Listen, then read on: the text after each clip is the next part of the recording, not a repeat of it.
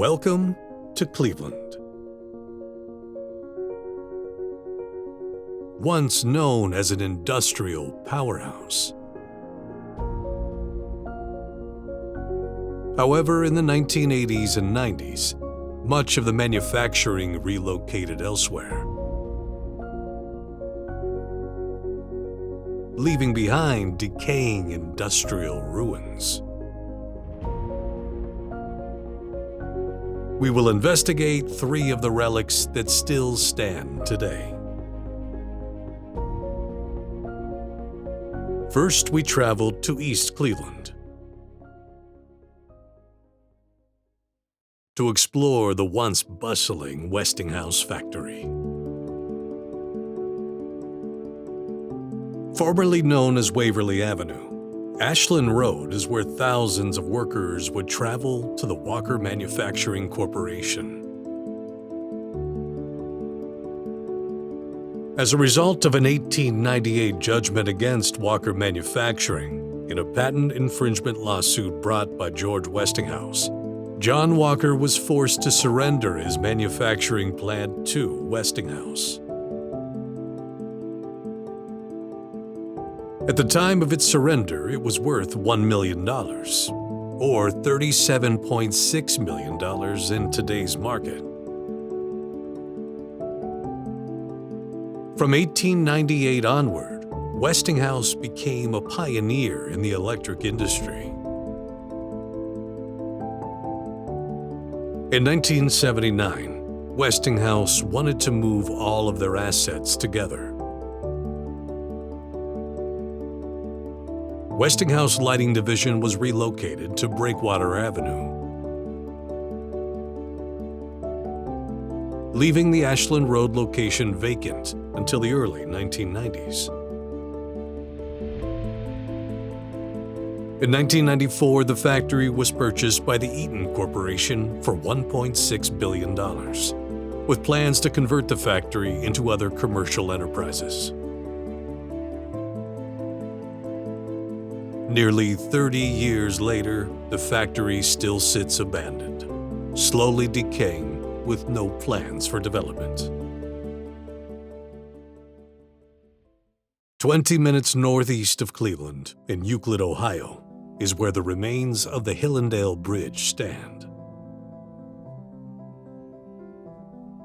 Located in the woods next to Hillandale Park, the abandoned Hillandale Bridge, or Bridge to Nowhere, sits decaying and strewn with graffiti. The bridge was initially built for early automobile access to a 1920s housing subdivision plan.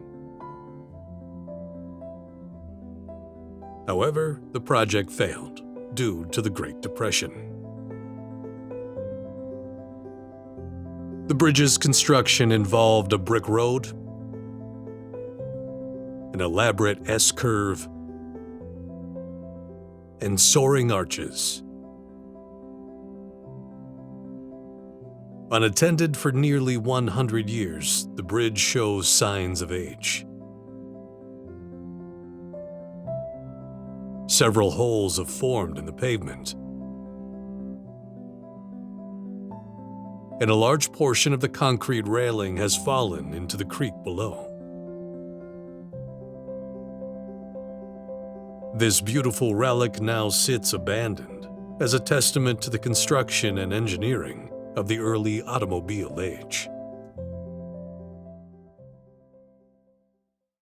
30 minutes to the southwest of the Hillandale Bridge is where we find the Warner and Swasey Observatory. Located on Taylor Road next to a neighborhood remains the shell of the Warner and Swasey Observatory. Once a beautiful landmark clad in steel with marble flooring, now it's been taken over by ivy and graffiti. The observatory, constructed in 1919, was originally for Warner and Swasey to conduct research and manufacture telescopes.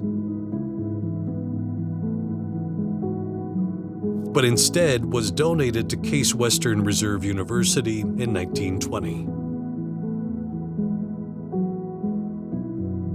Cleveland's light pollution was minimal at this time, making this a perfect location to view space.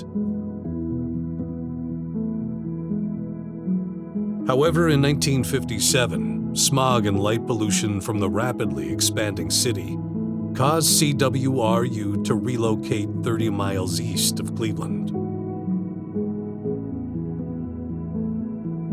leaving behind 2 observatories, a reception hall, an auditorium, laboratories, a darkroom, offices, and even an apartment.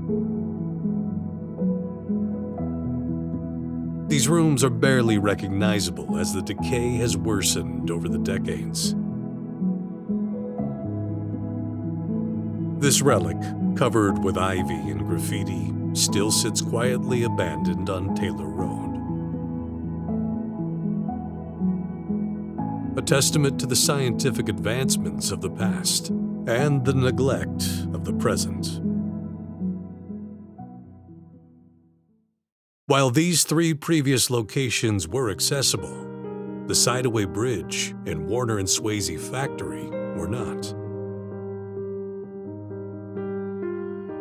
Due to its decay, the Sidaway Bridge is blocked by tall metal gates and no trespassing signs. Vegetation has reclaimed this space. There has been no use since the 1966 Hue riots, when racial tensions were high between the neighborhoods it connected. Recently, the bridge has been added to the National Register of Historic Places. A nonprofit organization is raising nearly $9 million to restore this landmark.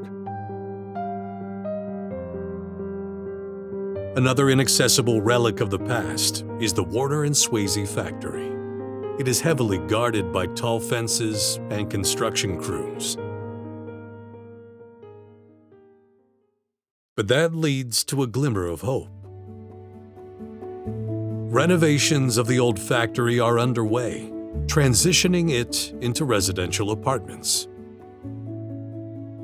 Finally finding a use for this remarkable relic.